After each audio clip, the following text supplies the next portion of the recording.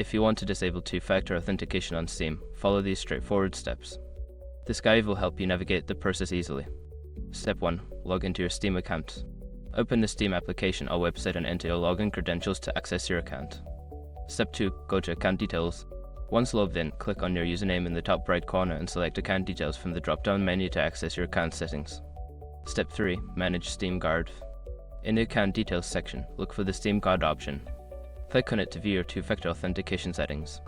Step 4. Disable Steam Guard. You will see an option to disable Steam Guard. Click on Manage Steam Guard Account Security and then select the option to turn off Steam Guard. Step 5. Confirm your choice.